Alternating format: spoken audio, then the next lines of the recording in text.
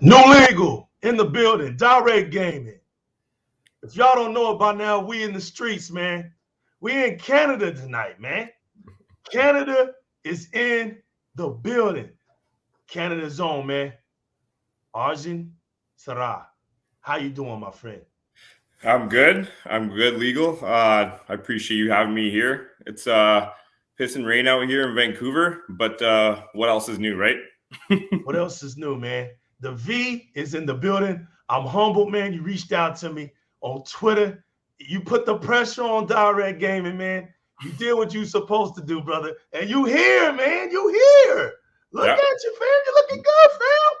It's about time. That's it. Hey, listen, man. We got people in the chit chat. We here. Sonic Echo X in the building. My man, Emmanuel A1 in the building. Let's go, man. We here. Listen, man, we got people. We got people out. We got people in. Teknoblast is in Mexico right now, or as they should say, Mexico. He's down there doing his Forza Horizon 5 thing. He took a vacation, man. Much love to my man. I got Six Slayer. He's out and about trying to fix on his computer tonight, man. He's down and out. I got my man Eli Realist, man. He over the road right now, man, and it's all hectic. But guess what, man? God bless each and every last one of them. I got my man right here in the Canadian wilderness, and he's doing it big on Di-RRec Gaming. Shouts to everybody around the world, man. This title today is self-explanatory, people. Before I get through with this introduction, man, I want people to listen to what sparked it all for me and my man right here. It sparked us out for sitting up here looking at this awesome show. You know, and I don't understand why this show don't have close to 1 million views, man, or something as far as gaming goes. What Microsoft did with that show was just phenomenal, man. In case you missed it, I will be sending the link down in the chat. So don't feel like if you missed it, don't know what I'm talking about, don't worry about it. We'll leave it up for you. We'll leave it down there for you to get a hold of. But right now, man, I'm just glad I got my man Arjun in the building. And before we talk our stuff, man, I want to do this. I think this is only proper, man. Let's hear it for the man, Peter Moore. This is what sparked it all right here, guys. We're playing disconnected, but we had started to build a rapport with my soon-to-be colleagues up here in Redmond, and started to bring together the two consoles with the synergy of online being the real key, and this concept of social gaming, which, and no disrespect to the Nintendos and Sonys at that time, but they were still seeing it very much you versus me, boys in the bedroom, and on the couch. Couch gaming. Yeah.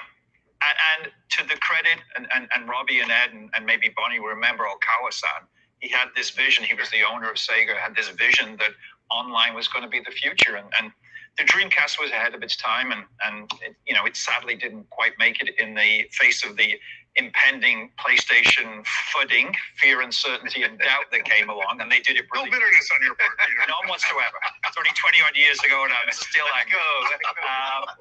But I think that, as the Dreamcast unfortunately faded into the sunset, the baton was passed to Xbox.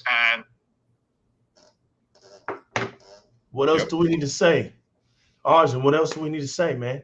I don't know. It's just even the passion you can hear in their voices there. They're all colleagues at the end of the day. A lot of them have been rivals, they've been competitors. So it's just nice to see the way they can discuss these things and give credit to one another for what the others accomplished and done to push gaming forward. So it's nice to see, sometimes I wish I could sit in on those conversations and kind of give them my thoughts and my ideas. That'd be pretty cool. Right.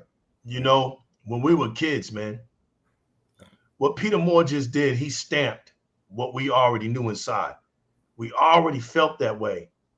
A lot of us coming from Sega, man, are the ones who picked up Xbox. We were always the ones that stood out because we wasn't with the popular run, you know. We wanted to be different. We wanted to be those gamers that had something different from what was always popular. And for Peter Moore to say what he said today, well, I think it was yesterday, I think, when they did that show. Could have been today or yesterday. Yeah. But for him to put that on that show right there, it validates us, man, as Xbox fans / Sega lineage kids, because that's exactly what happened. We came from Sega. We looked at Xbox as that other console, especially when the Dreamcast didn't make it. We wanted to rebel. We wanted to come in and compete. We wanted something different. We had already been with Nintendo for so long. We had already seen what PlayStation was going to be. We didn't like it. I mean, those wasn't, of course, Nintendo was always there. But for many of us and some of us, PlayStation, it didn't appeal to us like other people, And so when Xbox came out, we gravitated to it because it felt like Sega was a part of Xbox. And we were right, because Sega brought their games over to the Xbox console. You're bugging out. Wait a minute. I thought, I thought Sega was over, man. They're not over. Oh, what's going on? I guess they rocking with this Xbox. So I'm getting this Xbox because I want to continue my lineage with Sega, Yeah.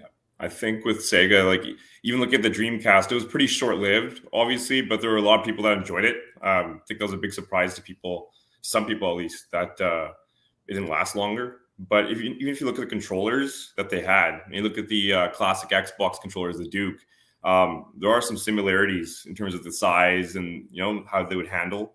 So you could even see some of that inspiration there when looking between these two companies. And I think that goes hand in hand with them both wanting to push the online space, right? The online gaming was a big thing at the forefront of their minds as they were turning the corner into a new millennium. And I think obviously Xbox basically took hold of that, like they obviously did. They took reins of that and they innovated, they pushed it forward and brought to fruition. So I think those early kind of collaborations that could have gone on really paved the way for a lot of things that we do to this day, right? And the games we enjoy, the things we get to play, the different designs we get in hardware. A lot of it goes hand in hand, and Sega deserves a lot of credit for a lot of these things too. I think people like to talk a lot about them on Twitter now. There's a lot to say. There's a lot to say about a lot of these companies, but they did a lot to help with Xbox too, I would say, in that regard. Now we got the realist that crashed in. So the realist is here, man. How you doing, realist? Hey, man, it's not really a crash if I'm just 5 minutes in. Yeah. It's a crash when I'm in the middle. But yeah, just kind of. But how y'all doing, fellas? All but right, just kind of filling in, like. Go ahead. Oh, okay. Sorry, you. But yeah, so like a lot of people don't even realize that Windows handled the operating system for the Dreamcast. So Microsoft and Sega have been, I guess, collaborating for quite a while. It's just that Sega had to get out of the hardware business. So if you look at there's a whole lot of inspiration, like you said, the controller, it was Windows CE operating system on the console itself, and the whole internet. I mean, I didn't really have a lot of experience with it, but it kind of like paved the way or introduced the idea of being able to play with other players to us as gamers. But like you said earlier, Legal, like people, I mean, I don't know about you guys, but for me, when it came down to selecting a console that I wanted to have, it was going to be the best console, the most powerful console. There were always games to play. You worry about the game second for me. Right. Like, it was always, hey, I'm going to get there's Nintendo Power, like Sega did with Nintendo. Those were the things that we, I guess, were inundated with. So when the Dreamcast came out, it beat the PlayStation 2 to market. So at that time, it was the most powerful console. There was no way that I was going to get a PlayStation. Because, see, I had a Nintendo 64. The PlayStation wasn't more powerful than the Nintendo 64. Because I don't know, like everybody looks at Nintendo as a little cute company now, but they used to have a magazine to flex. Nintendo they had Power. their own Nintendo Power. It was Yeah. always about power. It was always about what the console could do. We had games. They were, the games aren't what they, weren't what they are now. So it was mostly about what the console can do. And if they could show you something on TV, see, it wasn't really illegal like it is now, where you can show something and you get a game that looks nothing like what you saw on TV. Right. You know what I mean? Like, what? It doesn't look like that. But when it comes to Sega, man, I mean, people say they aren't going to be acquired, but it's going to be a deep partnership if there's no acquisition in place, because they've been doing business for too long. Sega of America guys were around at the start of Xbox, and they took it personally that the Dreamcast was pretty much wiped out by PlayStation, and some of those roots are still there. Oh, I'm done. Can y'all just sitting there? No, I was I'm waiting on my man. Yeah. Oop, you going? No, I agree with what you said. Like you kind of really roped into what I was originally saying there. I think it's something that they're missing even in the library of games right now. Is something that Sega can provide. If you look at their portfolio of games, obviously we don't have to even mention things like Sonic, right? And these iconic IPs they own. It's just with the acquisition, I'm not someone who would know, but I couldn't really see them being purchased so soon, but I could see like partnerships and such. Right. I definitely think that's something, developing games. Who knows? Maybe like they could have had a conversation where they've been inspired to kick it into high gear, get back to making some more larger, maybe even family-friendly games. I guess you could say games for everyone. Right. If you want platformers, stuff like that as well, different types of platformers. Like there's so much variety they can provide. And I've noticed, I've followed a few people on Twitter. I've seen some articles they've written. And those are some of the types of games that clearly need to be added to the portfolio. So that's striking, man. What kind of Sega games would you like to have on Xbox? Me, for sure. Well, I like not a typical Sonic game. I like the more open world Sonic games. I think they can really push the boundaries with that character now. I think of Streets of Rage as well. Sometimes, man, yeah. I think of was it Dragon? I'm thinking of the name Dragon Quest. No, not Dragon Quest. Dragon Platoon, I think. Oh, Panzer Dragoon. Yeah. Sorry, yeah. No, you good. I would like to see some more of that in the future. Yeah. Those are some that come to my head. I was trying to think back here off the top of my head, but there used to be they used to make some classic DBZ games that they don't really make now. Like I've seen Kakarot and Fighter Z, which aren't bad, but I still think they can do a lot more with that. And I don't know how the licensing is working out with right companies, but some of these anime-based characters would be pretty cool to see in some larger scale games and stuff, like a sandbox, Yeah, man, because when you think about it, a lot of things happened when Xbox was just coming out. When you think about 2K, think about that transition. When you think about Visual Concepts, look at that transition. And feel free to cut me off and talk, y'all, because it's about y'all tonight, man. This is a special show for my man Arjun, man. And me and Willis here to back you up tonight, man. We're just glad you're here, bro. We like doing this, man. We like letting the streets talk, man. We love this. But like I was saying, 2K, man, came through there, and Xbox gravitated it, and 2K blew up on Xbox. Think about Tomb Raider's origins from Sega. It went through the PlayStation phase, and now look where it's at on Xbox, going strong. Crystal Dynamics, man. Now look at them. It's a possibility that Microsoft might acquire Crystal Dynamics. Now, legal. Y'all say that, right? Mm-hmm. Why would they parcel off a piece of their company? I mean, we're technically Xbox is renting or paying, but why would they parcel off a piece of their company? Good question. I just don't. I mean, I think right now they didn't have anything for them to do.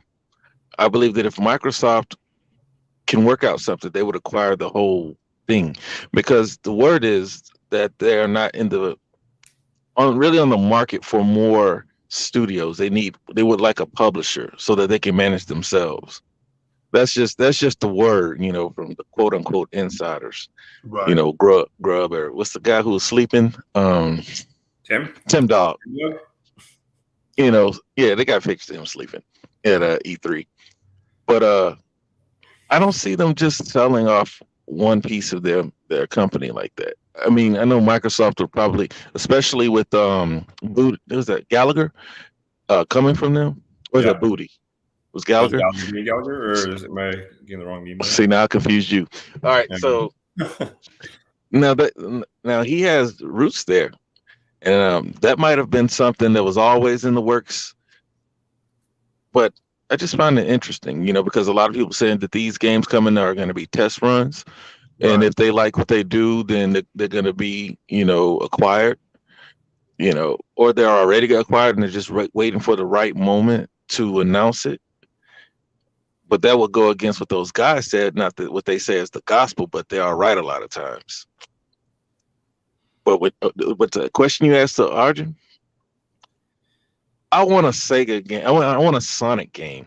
I want a game where Sonic is brought back to glory. These little Ranger games, or that game where I don't remember what it was called, but I have it, where you get to pick a different character. It's back to 2D, because I don't know if you guys played it, but the Sonic on Dreamcast was the most fun I've had playing a Sonic game. I mean, it was the introduction to real 3D Sonic, but it could be restored back to that. Like, they can bring it back. Where you're going all around in the world, it ain't just like you're linear. I know what you're right. Well, it's linear, but it's still it's like a Mario, not even like Mario, because Mario, you have a little hub world where you can go where you want to go. More like Odyssey kind of something like that, like more like a contained sort of world. At least go around and stuff. Yeah. Yeah, but then because Sonic's been a pretty much basic character. He jumps, and then they added the dash, right? But he basically attacks by his spin move. That's it. So I don't know if they would have to kind of add more to his arsenal. He doesn't shoot. He doesn't do anything. He just jumps on things and runs fast. Yeah. So I kind of, maybe that's why they can't bring him back and do anything else. Whereas with Mario, well, they gave him a hat. Well, they gave his hat as a weapon now, so they can be creative. Yeah. I mean, I don't work for Sega. I don't want to do their work for them, but they can be creative and bring him back in a way that would make us real Sonic fans proud. The people who are complaining about his fur in the movie, those types of people. Yeah. Yeah, no, I agree. I think something like that would make sense. You have to think about how you would structure even a game like that with adding platforms and different ramps and things like that throughout as well. But I know that'd be pretty cool. I know there's probably a few studios that would want to take a crack at that. But even if you're thinking of games like Real, I think I've heard you mention you're a big Shinobi fan. I'm not sure if it was you. Yeah. These spaces Shinobi or Golden Shinobi 3 is my favorite. Yeah, and bringing games Golden Axe was pretty good too. And you're right, dude. No, when I brought that up, nobody was hype about it. I was like, y'all didn't like Golden Axe? One dude told me Altered Beast was trash. I'm like, what?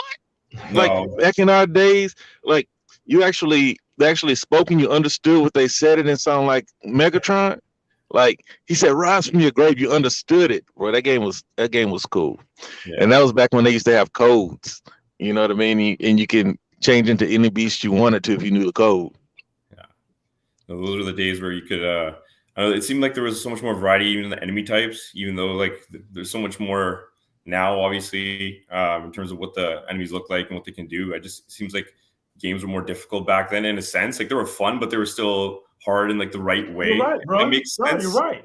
I don't know if I explained that well, but it was the right amount of difficulty. No matter what you play, you go through it a few times and you're not rage quitting or anything like that. You just push on through, and it kind of makes you a better gamer too, with the variety of controllers we had too. So I think I'm glad you said that right there. You know what I want? I would love to have a 6-button Sega / Microsoft anniversary, or in homage out of respect, like a special Sega / Xbox 6-button controller, man, for fighting games. Yeah. That'd be That would be Before awesome, man. Nintendo has one, Right, they do. That you know, for their 6-button little controller is legendary, emulation man. upgrade. It's legendary, man. I'll never forget when my mom's brought home that 6-button controller, man. I went nuts on that Mortal Kombat, man. Nuts on that Mortal Kombat. Abacab. And I think I got the What y'all know about Abacab, man? I said Abacab, and y'all look confused. yeah, because I don't know what you're talking about. Come on, man. ABACABB. That's how you got the blood in Mortal Kombat. You down here, ain't what was You guys will probably owe me in Mortal Kombat. what was it? 4 back? For what? Who was that? For what? Back, 4 back. Who was that? 4 back, 4 back. It was somebody, bro. I can't. Hell, I don't know. 4 back, 4 back. No, I don't know that one. I know ABBA for Accurate Warriors. I know the Tyson Code. Accurate Warriors. Yeah. I got the strategy guide book somewhere around here. I'm always misplacing it, man, for a show like this. But that's the one for Sega, man. As a matter of fact, man, y'all remember this one, man? This was dope, bro. This one right here. Y'all remember X-Men 2 on the Genesis? Bro, I did not like that game. I got it from Blockbuster. The Man, music bored me. I think I did not like it. I think I played X-Men vs Street Fighter though. That was my game, bro. That was my game. That was my game. That's the one I won tournaments off of in the arcade, bro. I had Ken and Sabretooth. You imagine Sabretooth, bro? Yeah. See, I used him when you brought your character out. You know, they would do like their little chant thing. Yeah. And I would put his special move. So right when you did that, I would click him in there, make his special move. He drained like half your health right off of that. Just right off of that. Then I sit him out and work you with Ken a little bit. And then when they're about to die and they throw the other person out, switch Sabretooth real quick with his special move, he kill you. Yeah, he's wicked fast. Figure that out about him. He's literally just like point-to-point launch. Like he's just gonna right when you come in, right when they switch him out, you know, they do their little introduction right there. I got him every time. Boom. And I would tell my opponent, don't switch out, man. It's better that you just die. Which don't even switch out. That way your guy will have a full bar left, you know. Make him mad. Yeah. But that was the game. We need that back. That's what I mean. Okay, I can take that one. Like you think of a game like that, and then you also think of Mortal Kombat versus DCU. Like, why are there not enough of these collaborations anymore? Like, people talk about the one that can never happen, which is maybe Marvel versus DC in anything. I know that it's happening in comics and stuff, but like doing these types of crossover games and like fighting games, I think it's a way to kind of like they're still popular, but I think it's a way to get them back to prominence. You know what I mean? And really get them back out there on like the next level again. But the word is that from Canada, man, giving you a shout out. After Boss is over here. Are you from Canada too? After Toronto, yeah. I love it out there. Hey, but y'all know, like, have y'all heard that NetherRealm is about to do a Marvel fighting game? What? Marvel fighting game? Yeah, I mean, I've heard it more than once.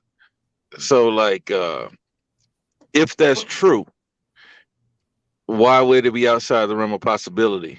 You know, you got the same company handling both of these or all of these IP or characters. Why not marry them? Hey, listen, I'm all down for that. That would be dope, man. Thinking if they use, they're obviously going to use that engine, and I think that's one thing that's been lacking in the Marvel characters in there. Right? Yeah, you're right. Use that engine and put the Marvel characters in there. That would be dope, man. Oh yeah, I think you get the best of both worlds. Right? Yeah, exactly. I don't get it either, man. I'm with you, man. Like, there's too much politics, man, for fun, right? For simple fun. Y'all want to make this money, man? Come on, make this money.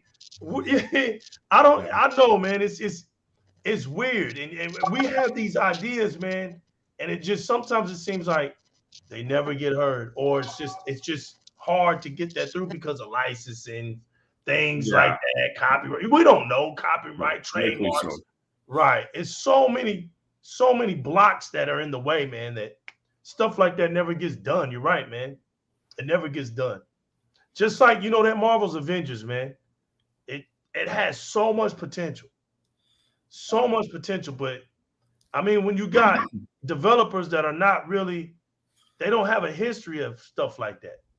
So, I mean, it's an okay game. It's not garbage. You know, I played it. I beat it.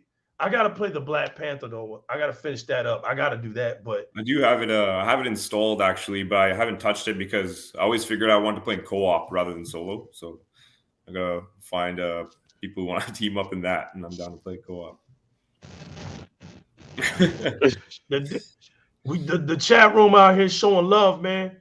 Shout out to the chit chat room, man. Shout out to everybody that's coming up in it. We talking this Sega Xbox lineage, man. My man, this is Arjun's first show, man. He's in the building representing Canada. Like I said, man, he called me out on Twitter.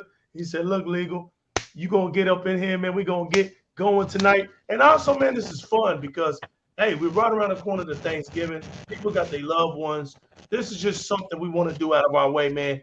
We're Sega fans. We're Sega kids, but we're Xbox adult fans. That's exactly our lineage.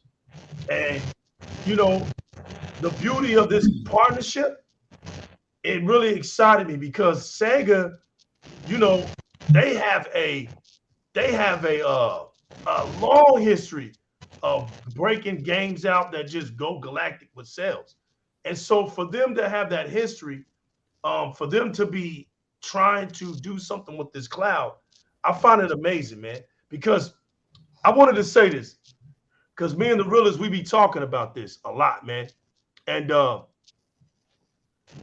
I don't think that it would have been a good idea for Microsoft to buy Sega like that, because of the way the culture community is overseas. It's very sensitive when a company of the Asian market deals with something in the Western world. You know what I'm saying? That's real. You know, that's real. And so you got to respect it, right? You got to respect it. I think Microsoft had to learn that with the 360, especially with the Xbox One, man, which they wasn't feeling that at all. Ooh, but, yeah, they got torpedoed on that one. Oh yeah, they didn't even want that over there. But now that they learned, you know, we're like the country, man, where bigger is everything. But we're actually the minority with that concept. When you go around the world, the vehicles are smaller. You know what I'm saying? The houses are smaller. You know, we live in a big society with the big thinking concept. Well, mostly around the world is a smaller type, conservative type concept, you know, and that's why mobile gaming is phenomenal over there. It tramples everything. Smaller, convenient, on the go, you know, and it's, I see it as the partnership poses stronger. It poses stronger because when you think about it, with the partnership, now the sky's the limit. If I'm utilizing the Azure, right, and we're coming up with this idea to make this big game, this super game, and you want to know something, man? I wouldn't be surprised if Scalebound comes back. I wouldn't be surprised. Hey, Scalebound is coming back. Let Scalebound come back. Why do you think the guy's coming out, right? They renewed the Scalebound license like 2 or 3 years ago. Why do you think this guy's coming out now? After letting Microsoft get dumped on. I was gonna say he's known for blocking everyone, isn't he? I think that's it's not the weird game guy. Yeah, I think it is. No, I don't think that's the block guy. Yeah, I think that's him. But what's this guy's Camilla, right? I don't know his name. I think his name is Hideki Kamiya. If that's him, then yeah, that's the guy who blocks everybody. Yeah. I think, and like he blocks. I think that's the one he blocks people for not speaking Japanese to him. Yeah, he said if you speak English to me, you're a bunch of roaches or something like that. I don't know. No, that'd be too mean. But said something. I'm like, oh, okay, I'm not gonna. But the thing with that game, I was thinking about this earlier. I was thinking about this while we were messaging each other too. I think the scope of that game, like the ambition was so big, obviously, for the time they wanted to make it. And I think that whole concept got everyone so excited, though, and on such a level where, yeah, like there are a lot of people who can't get over it. I know some people bring it up for fun or they're just trolling or whatever, but there's a lot of people who I think they're still expecting a game like that from someone, from some other developer. I don't know if it's IO's making some dragon game now, apparently. I don't know. I think people want something that's large scale with dragons and controlling them and hopping off and exploring. And I think it's just a concept that's kind of missing out there. Obviously, like I said, the scale is so hard to pull off. But I don't know. I think maybe they can do it now. So maybe some people are really just getting back to it, right? People are like, okay, we can timing, right? Right? Like, is there a chance? Yeah, they're timing it. It's everything. I can actually see it happening. And then you got Sega, right? Running the Eastern world. You got to get into China some kind of way. Yeah. You can't just run through there. You can't just run through the Great Wall of China, so to speak. You have to adopt yourself into that culture. They have to accept you. You know, your product has to be something of worth to them. So let Sega be your middleman, be your mediator. You know what I'm saying? Because you got to look at it, man. The world outside of America is very cultural. So if you have somebody that understands the culture aspects of that side of the world, keep a partnership going. Because now Sega can promote you. Of course, you don't need no promotion over here. Sega's known it, made it. So you got that audience. Sega can come out and do something daring, do something they never done before with the power of the Azure, make big games, and then throw them in here for us as a treat. Because listen, we done sat here for 20 years. We done sat here for 20 years. We're not young kids anymore. Some of us are in our late 30s. Some of us are in our early 40s. Some of us are even older than that. But it's the fact that when we came in to be Xbox fans, sad to say, it's 20 years later where we're supposed to be at. Our best years are behind us. We have learned so much, right? We've learned so much. We're not in the mood to see slacking anymore. We done went through all the ashes. Now we just want to see executions. We just want to see it. We're thankful. Yeah. We're thankful we're here, but respect our lineage. We come from Sega to Xbox. Here we are now, and it's like, I get it. Make some things happen.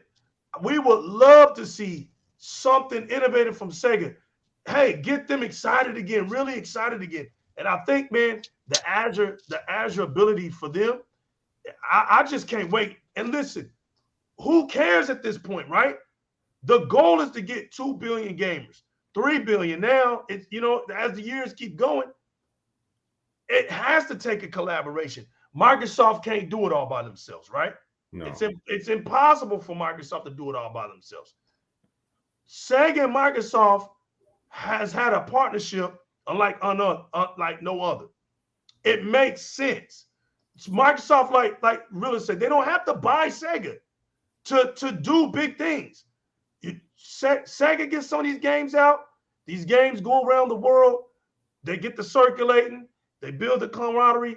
They get the clout. Then you say, boom, we're making a game exclusive for Xbox or something. Boom.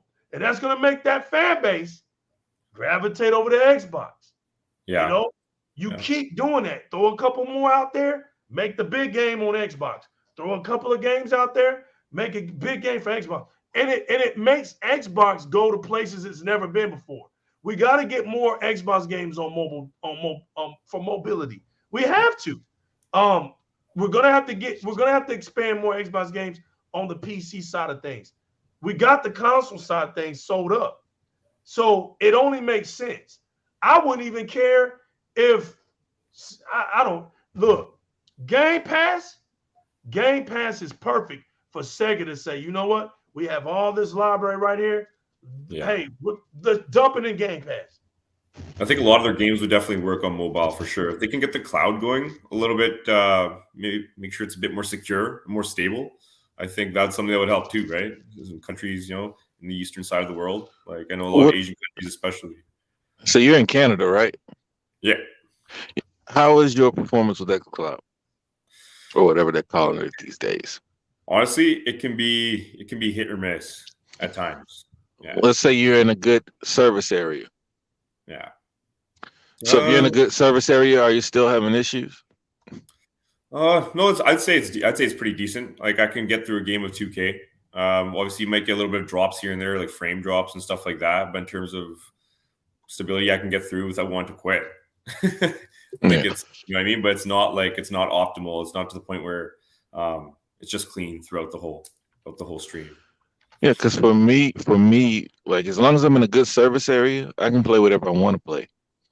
Because I see like Stadia, and theirs is a little better with bad or slower connections. I mean, but I don't have any issues. I mean, it works great as long as I'm pulling good internet.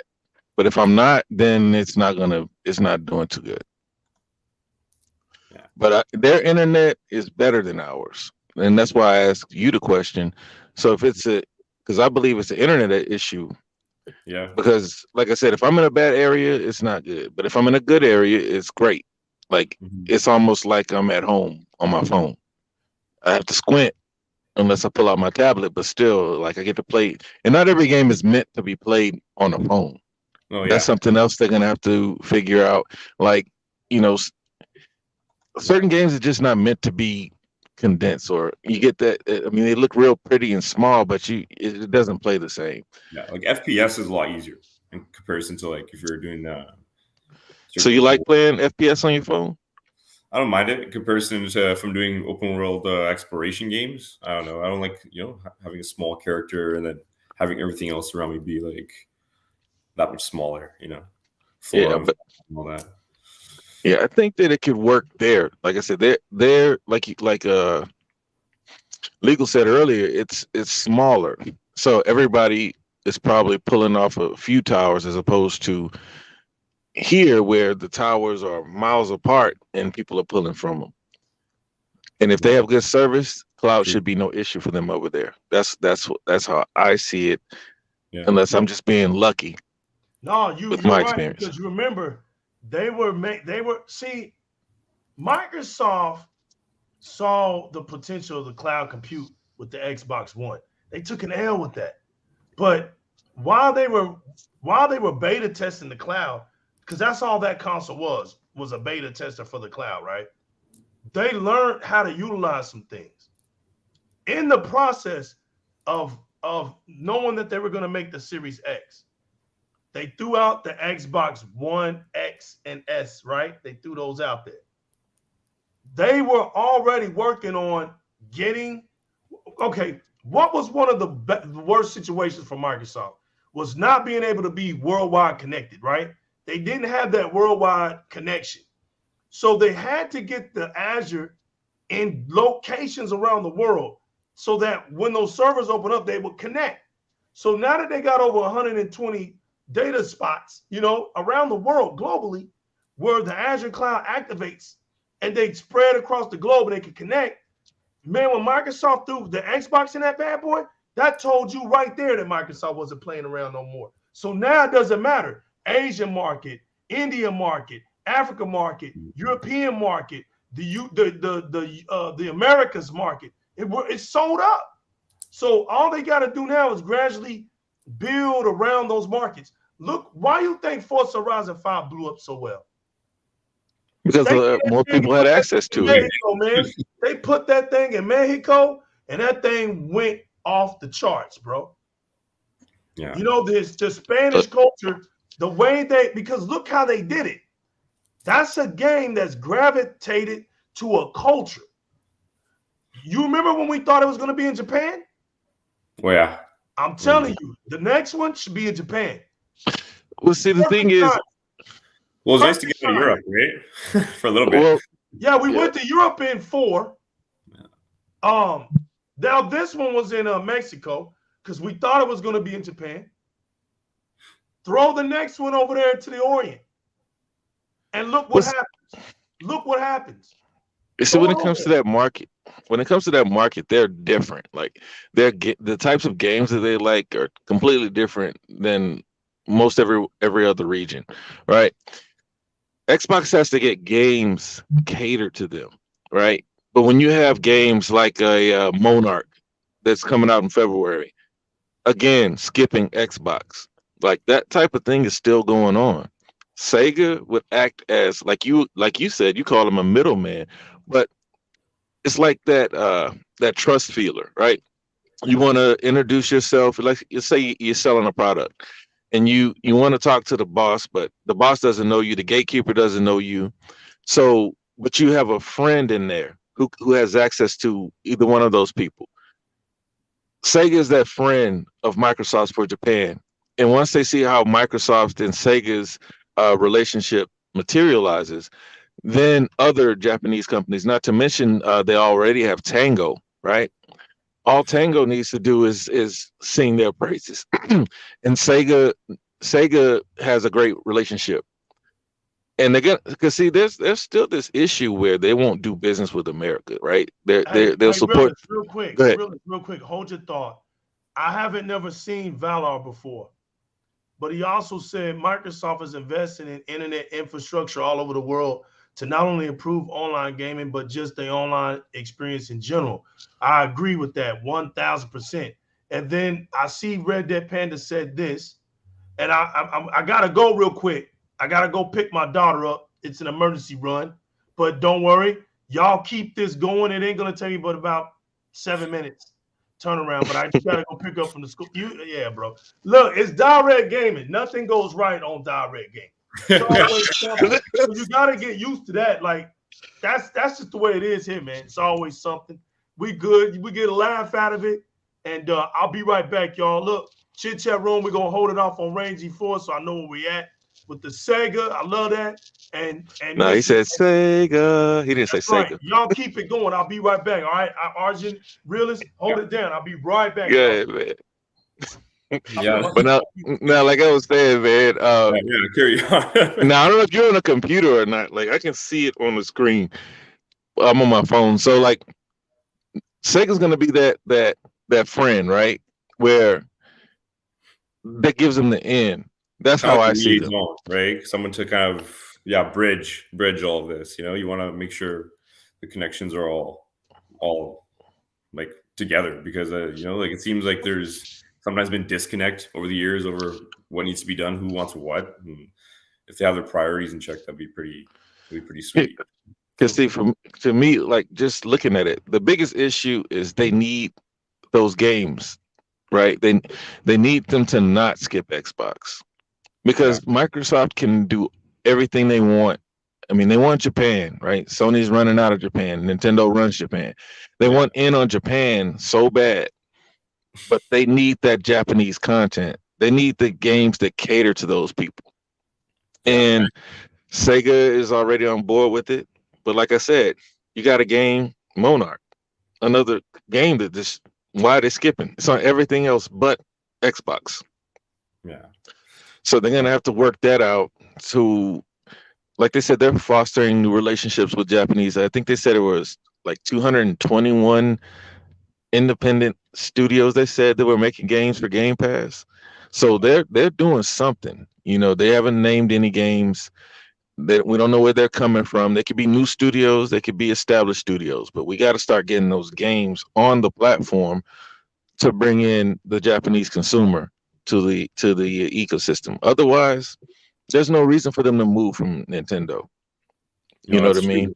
Like I know they added Scarlet Nexus, right? Like I haven't been too into some of these games recently, but I did install that because it looks good, looks interesting. But like I think if they can start even making some of those deals, I know a lot of these big games, it might not be possible for them. But even some of those mid-sized kind of mid-range kind of games, if they can get some day one deals for Game Pass, like you said, not have that exclusivity for PlayStation or skipping Xbox as well. I'm not sure why it still goes on. It seems like some of these developers are still, I don't want to say sour because I can't speak for them or anything, but it just seems like there's a certain opinion of Xbox over there still that that's been going on for a while. You know what I mean? It's kind of staining now, and I'm hoping there's something they can do to fix that. I know Sarah Bond has been talking a few times about repairing those relations worldwide, or not repairing them, but just kind of re-engaging and getting back into those, you know. Just trying to foster new relationships, but they got to get that content. You know, they're gonna have to.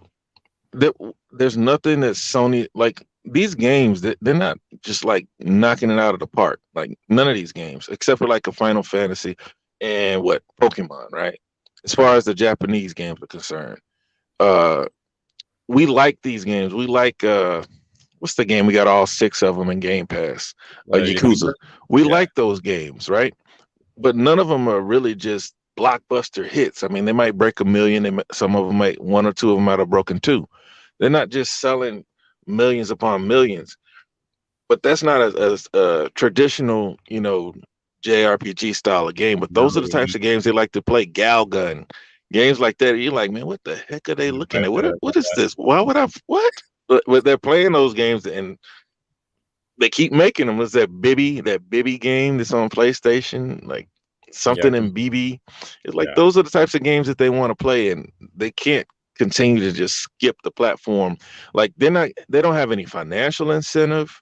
Like, one thing is for sure, like, say, oh, we put them on Xbox, they don't sell.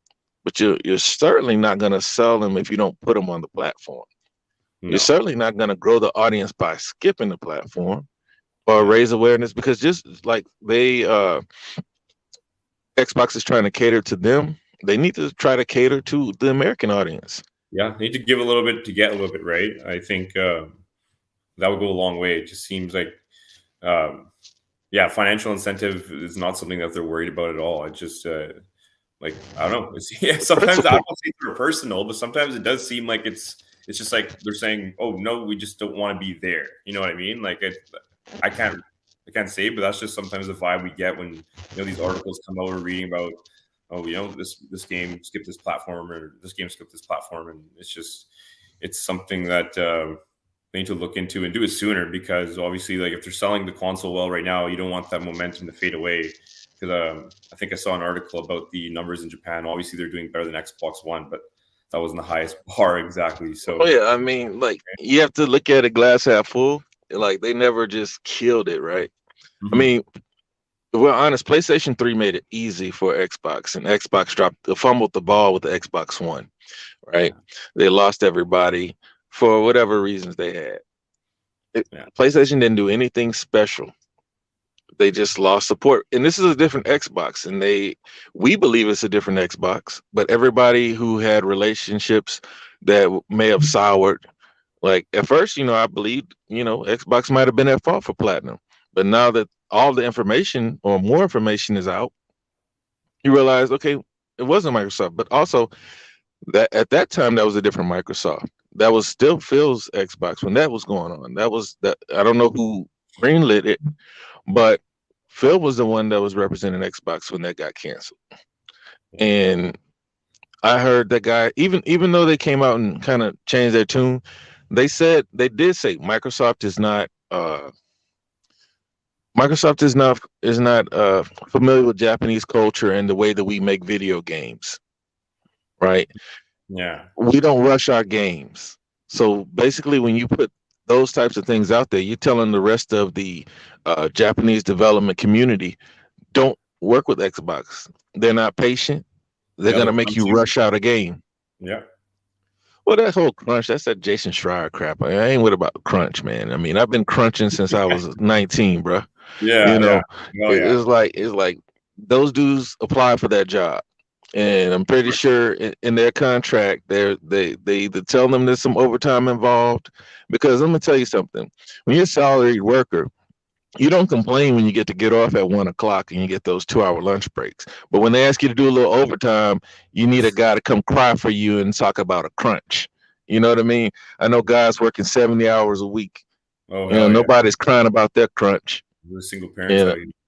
Yeah. So I just know that they basically put out some bad information or negative information as it pertains to Microsoft being an American company to make games for. But we're not even talking about exclusives.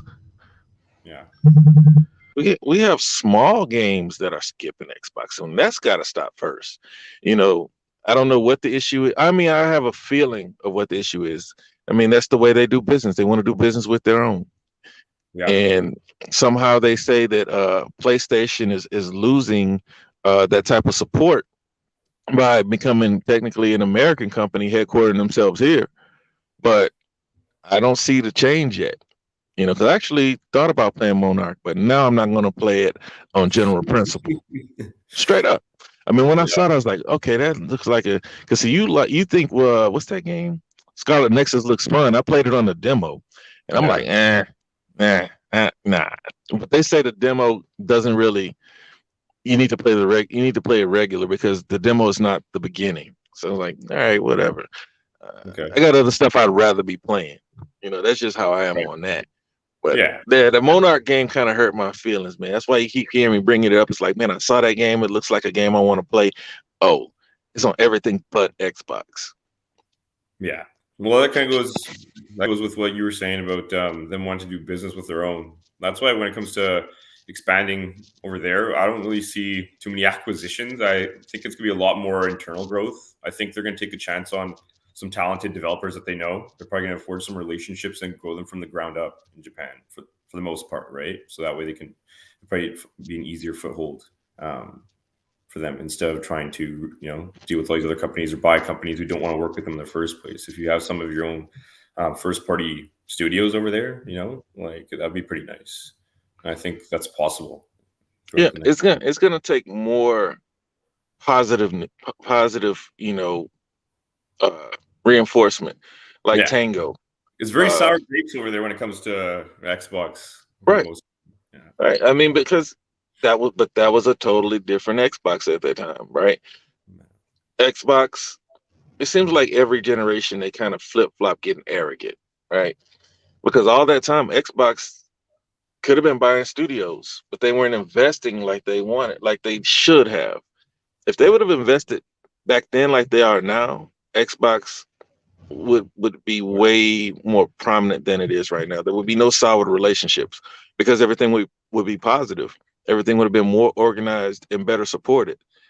I mean, Microsoft wasn't worth $2.5 trillion at that time, but still, they were one of the more valuable companies in the world. But they did not invest in Xbox the way that they should have. So it's going to be an uphill battle, man. I mean, they already, would prefer to work with, their own people. And you dig. I mean, the guy came out and said what he said, but I think the damage is done. Yeah, and it's long gone. Well, look at that, and then I know there's not the same situations at all, but just like people are wondering why Bethesda let themselves get bought by Xbox. Well, look at the relationship between Todd Howard and guys at Xbox and like Phil Spencer and stuff, right? It's just they're legit friends. You know what I mean? They have that relationship, that relationship we're speaking of here, and it's just if it works and it's natural, why not, right? It makes sense, and obviously Xbox needs games, so. But yeah, we hope you could do the same thing on the other side there when you go overseas. That'd be nice. Like you said, they have to be getting this, the smaller games, which they're skipping, even the medium-sized games, but the big games, which are going to make the huge difference, they have to find a way. If they can't get some of these third-party companies to go with them as well, then they might as well start making their own studios.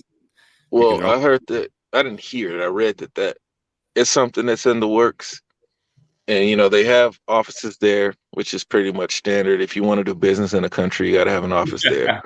Yeah. So that might be in the works. They're gonna have to do something, and they got to bring that type of content. And see, at some point, you have to cater to an audience, because I noticed that a lot of these games, they try to make a game that will appeal to everybody. Like some of them do. And that's their downfall. Instead of just catering to an audience, but a lot of these companies are public or they have seed investors and want their money back. So they have to do something they feel like will sell these games. Sometimes things have to be done with love. You know what I mean? Like you have to just make a game that you want to make and not worry about who likes it. Yeah, because most of say it again. It's all about the creative vision that these guys have. Facts. Facts. I mean, you have to make the game that you want to make, and you have to make the game that you envision, not worry about anybody else, because most of these games, they didn't know they were going to be a huge hit. I've been doing a lot of since they keep releasing these charts, right? Most played games on Steam. Oh, Halo's down. Forza's not on it now. Okay, so they're trying to make it a negative. But I'm looking at CS:GO. The game is like 10 years old, and these dudes are still playing it. It's still running on 10-year technology. They're still playing it. It's still the #1 game. Like, I wouldn't play it. There's tournaments every weekend, I'm pretty sure. I mean, I'm not gonna play that game, but they made that game, and it just happened to work out. You never know until you just put it out there and see what the people have to say. But with all that being said, they're gonna have to make content that they feel like those people will like it. And then if we like it, so be it. Well, you weren't lying about it being a quick trip. I want to cut the realest off. Yo, since we in retro mode, y'all see that right there? Power moves right there, bro. Power moves. Oh, yeah. And I got my man, the button of Mario. Wait a minute. It's, right there, that button. Super Mario right there, fam. That's a big deal. Yeah, that's a beauty.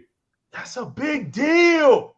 We in this retro. We in here, baby. Legal came back. You see how I got all the quiet up in here, man? I'm like, yo, y'all got to be quiet. Show still going on. So what we at? We were just basically flowing still about the Sega Japanese Microsoft connection. Keep going, man. Keep going. You cut me off and I forgot. I was gonna ask you, Real. Well, say Microsoft and Xbox, they want to get started. Really get started. Building games out of there. Would you think they'd have to build new IP, or would they have to start with something more iconic and well known first to kind of pull people in? That will require them going in and just brute force buying somebody. You know what I mean? And those people have to want to be bought. And that's always the risk with bringing out new IP, which is why you see these director's cuts and remakes. Because bringing out something new that might not take is a huge risk, especially if you're going to put $100-200 million on it and you sell 1 million units. It looks good to us, but they didn't make money on that. But Game Pass is about the service buoying the whole ship. So you can release games and they not work out. People just need to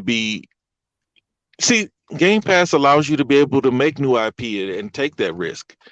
That's why you got a bunch of new IP coming from Microsoft. And I got a question for y'all later, if I don't forget. But it should be new to answer your question. Yeah, with all that in mind, it should be new because Game Pass allows them, that leeway to do that because it's in a service. It doesn't need to move a whole bunch of units. In honor of Reggie right here, we gotta give Reggie some. See, I don't see those, so you go ahead and read all the chats you want to read.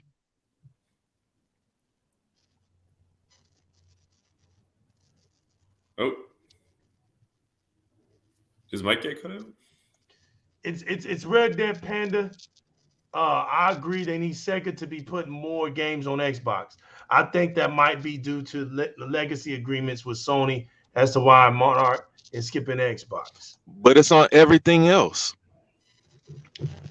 By so-called Bandai Namco, despite all their so-called love of Game Pass, has a new Gundam game that's totally... What? No, man, it's coming to Xbox. No, it's not skipping it. It's coming to Xbox. Which one's I was kind of hyped about that. Which one is that? The Gundam. Well, a Gundam Wing? Yeah. Yeah. Thing is, Game Pass is the best way to go through caution in the wind. If they are so... Exactly. It's coming to Xbox. Our boss has made his way on Di-RRec. Hey, he was tearing the chat up. I was like, man, I wish I knew how to send links. Right? It's not the 90s to early 2000s anymore. He's correct. That's right. What, man, how y'all gonna cut me out on one of the biggest, most hottest things I've always been hammering about? Yo, look, you know what? Hey, man, it's my man right here, bro. I'm telling you, he came in. Look, he came off of Twitter, man. Arjun wasn't playing. He called me out. He was gonna make me do a Spaces, man. He was like, we gotta get in here. We gotta talk this lineage. And he sparked me up. You know how to all people, boss. That we love that. That's what we love. We love when the gaming streets reaches out to us, man, because we love listening to y'all, man. That's what we love. We love to do this, bro. Well, y'all love spaces? Oh man, I don't know about that. I ain't trying to be funny, look. Wait, no. Let's take a turn. Yeah, I'm almost out of the space game. The only space. Hey, the only spaces. Yeah, the only spaces I'm thinking about is Starfield. Oh yeah. Oh yeah. Like facts. I can't believe somebody tried to compare Scalebound to Starfield. I think that was logical, man. What tripping? Wait. He said the hyper Scalebound is on the level was similar to the hyper levels of Starfield. I'm like, yo, well, I can see why he said that. Yeah, I can, but it's still not right. The reason it really is, man. Let me tell you something. That game not coming out. Do you know that caused a lot of that caused a lot of Xbox fans to migrate? That you don't know how many people were looking forward to playing that game. That was a big deal because that was going to be the ultimate Asian connection game right there. And it was a new IP. It was something that Xbox fans could say, look, we got something. It's so unique, so different. And guess what? 4-player co-op. Did y'all not see the cloud right there? 4-player. I'm gonna tell you another one. Y'all remember Dead Rising 3? Yeah. You remember when you go online, you could select it. So you can put online, you go online, anybody can jump in your game. That's how I got that ultimate weapon, the one with the skull handle staff with the demon head where it blows fireballs all around. You just annihilate the city. The zombies ain't got no hope. Because this dude came in my game one time. We were running around. I'm running around playing this little boss mission. The guy that goes crazy, right? The martial arts guy. I was early in the game. And he comes in with that weapon. And I was like, damn, where did he get that from? Because, he only swung it like twice. Dude was dead. I was like, damn. So we ran back to the locker room. This is how I found out about the locker room. We ran back to the locker room, or the safe house, And he comes up behind me, man, and he drops it. He's going into his locker room. So he's in there changing his clothes. He's showing me he's got all his gear, but he threw his weapon down because you have to do that in order to get some stuff. So here I am, you know me, man, being nosy. I'm like, man, let me see this, man. I picked it up. So, man, he loses it with his character. He's swinging on me. I'm like, yo, it's all good, bro. I'm not going to take your thing. Here, have it back. I threw it down at him. He picked it up. I put it in my locker just to mess with him. I put it in there, and I was like, nah, man, here, you can have it. I threw it back down. So he grabs it. He's looking at me. He leaves. I was like, well, damn. What a jerk. You know what I'm saying? What a geek, bozo, clown. What goofy dude, right? Bozo. Yeah, little bozo. You know what I'm saying? So I go in my locker. I hadn't scrolled. I must have played the game for a little bit. And then one day I went in my locker one day and I was scrolling through my weapon charts and I saw it. And I was like, wait a minute, was that the weapon that dude had? And I grabbed it. And man, I'm telling you, I think I did it for another guy because I was with a guy back in the day. We were playing it and I told him, hey, I want to find out if this is true. So I did it and I told him, put it in your locker room and then throw it back out. He did it. And man, I did not know that when you did that, you could give weapons to other people, mightier weapons. And I had the ultimate weapon. It was the one, the reason I knew about it is when I looked it up, there was things you had to do on top of buildings. You had to go around collecting something on top of the buildings to get it. So that dude must have been one of those guys, one of those strategy guy dudes, went around, did all. That's why he was pissed. Because he knew I ain't doing that. He did all that work and he threw that weapon down and I grabbed it. But that was cloud compute. That was the power of the cloud, the memory of it. See what I'm saying? I'm trying to let everybody know that that cloud can store so much memory. It's ridiculous. And then you put machine learning on top of that cloud. Yeah. There's no hope, bro. Let me tell y'all something. Xbox, the sky is not the limit. That's what's sad. You know, we say sky's the limit. The sky ain't the limit for Xbox. There's no Xbox isn't gonna be second place no more. It ain't gonna be the inferior console no more. Because by standards of the VHS mindsets, those days is over.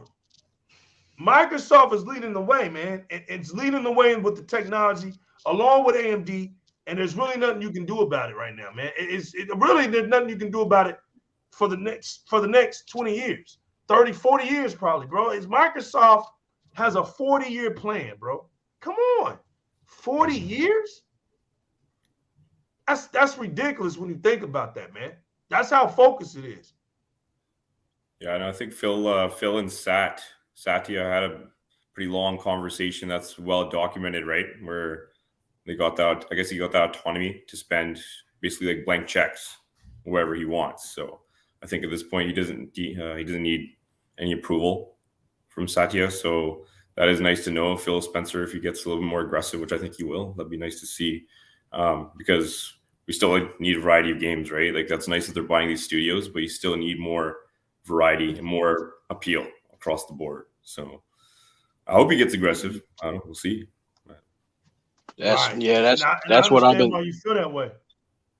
Go ahead, boss. Oh yeah, shoot. No, I was gonna add along with what he was saying, piggybacking off of what him and Realist was talking about, because they were on fire, and I was like, man, shoot. I was like, man, this is what I've been going on and on about for a good long while, and it's just that, see, the thing is like, okay, as you guys were saying and everything like that. Now, the partnership they have with Sega and everything like that, I don't know. I guess the thing is, it's like, Sega kid myself and everything, but right now, this is, as we all know, this is not the same Sega as it is, as we grew up with.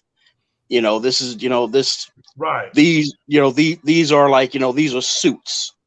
Sammy, right. Sega Sammy is a holdings company. Right. And one of the key reasons as to why they have yet to have sold to Microsoft by now, which you would think they would have been done, went ahead and just, tipped the hat and be like, okay, we leave it in your hands, is because they know that if they do that, that the same fate that the board members of ZeniMax suffered, they will share that same fate, and they'll be given their checks and walked out the door. Because let's face it, the situation with ZeniMax and Bethesda, and you see where I'm going, because I'm not going to get too deep in that, is that they ran them into the ground. Todd Howard was being ran into the ground because they were being rushed to get games out. They were always continuously being put through crunch. Right. Also, these guys can make back their buck. And what you're dealing with the Sega guys now is you're dealing with guys who just want to make their money back. That's all they want. They just want their money. Because you don't see them, you unless it's like some sort of like collector's thing, you don't never see them like really take chances anymore like we've known Sega to do. They'll give us a Sonic, or they'll give us a retro version of like Altered Beast or some mess like that. They really don't take the chances. Right. And that's why it's like, I honestly feel that, yes, Sega would be a good fit for Xbox, because this gives them the open wallet and also the access to the technology, and most importantly, the knowledge pool of how to utilize that technology to actually push, new ideas, or better yet, more up-to-date revised versions of these games. Because one of the things I've always kept saying that I would love to see with today's technology, I would love to see them reboot Phantasy Star, the original, not no Phantasy Star Online. I'm talking about the original. Right. I would love to see that. I would love to see them take a stab at Shining in the Darkness. If y'all remember that was a dungeon crawler where you was where it was first person. Yeah, I'm not the biggest dungeon crawler, but yeah. But can you imagine a first-person dungeon crawler? Because I mean, just imagine that. You know, you're in the first-person view, able to like look around as if you're like in a first-person shooter and stuff. So there's so many ideas and so many ways that can go about it. But like I said, the Sega we got now, they're not going to do that. And let me get back on track because I don't want this tangent to be too long.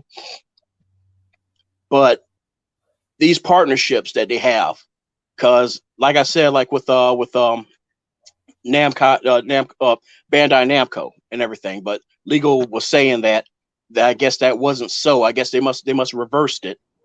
But last I looked, that new Gundam game that was coming out, and I'm just using that as an example.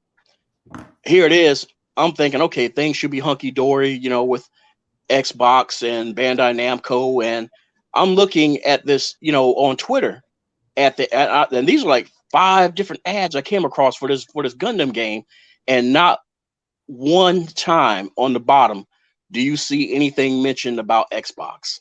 And I'm like, don't tell me Bandai Namco is going back to this again. Don't tell me they're doing this again. But Legal, you said that no, that they do have it for the Xbox. So I guess I'll have to like wait until I come across that ad. But here's my thing. All right.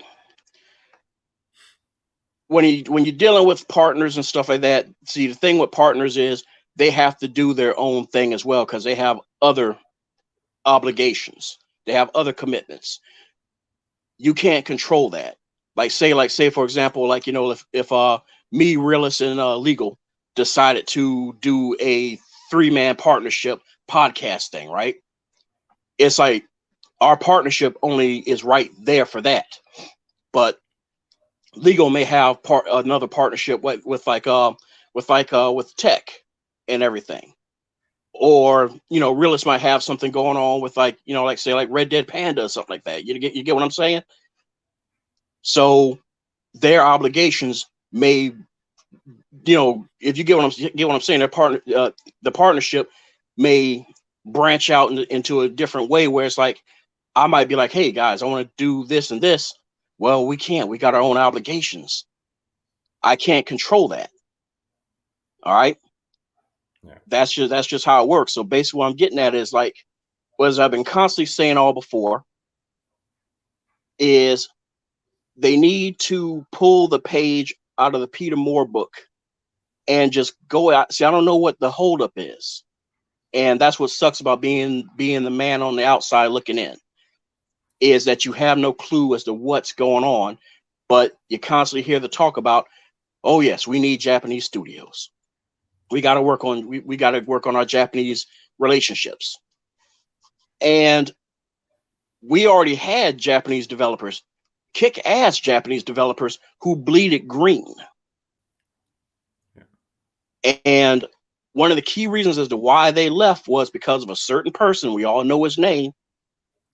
He's gone now. So, and the thing is like, I know that at least 2 of those 3 key developers I'm thinking about have already been sharing their views about wanting to return back to Microsoft. One of them is, we already know, is Itagaki from Ninja Gaiden. Oh yeah, don't get me started on that. The dude gave up his part of his ownership of Valhalla Soft. I think that's what they are, because he was actually a partner with that. He gave up his stake to go open up his own studio on purposely be acquired by Microsoft. What's going on with that? Last I remember, him and Phil are like bestest buddies, tight, cooler than polar bear toenails. What's going on with that? And I always get like, every once in a while I get like, that one little Sony fan that likes to come across like he's a PR nightmare. They don't want nothing to do with him. And I know why they bring it up, because one of the reasons as to why Itagaki was let go. Well, it was a very, very bad breakup. All right. But you know what? I'm not going to get into that. But let's just say that Koei Tecmo, they did them dirty. Come on with it. Come on with it. You don't want to hear that history, man. I got to let everybody else talk. So I'm trying to get to my point. So, but yeah, it was real vicious. And the dude always bleeded green. And he always tried to push the hardware. Now, that's one of the things I always notice with a lot of the ports that come over from anybody over in Japan is they're not taking the time to push the hardware. And to be fair to them, I believe that that's because of the fact that the ones who are up above them are not giving them the time. They're not giving them the time to learn the tools. They're not giving them the time to be like, hey, we think we want to try to optimize this a bit more. We ain't got time for that. We ain't got time for that. We got to get this out the door. And that's, you know, that hurts the brand as well, because it's not so much as like, you know, you get the little ponies going around talking about like, oh, look, we get 6 more frames than you do. It's okay, cool for you. But the thing is, we always have to wind up waiting for a patch or something like that. And didn't even have to do that if they were just given just a little bit more time to work with the tools and stuff. So anyway, as I was saying, it's like, I think it's best, these partnerships, there's nothing wrong with it. It's cool to have those. All right. Yeah. But at the end of the day, I think that going along with what you guys were saying earlier before legal came back is, I really think, what's that? I said it blew up the spot. Oh, it did. Nah, you said when legal came back, and I just said and blew up the spot. Oh, my man knows how to make an entrance, man. Right. Kick the door in on his own house. Said came in the door, said it before. Go ahead, man. We here, fam. Go ahead, man. Wife talking about, damn it, what he doing?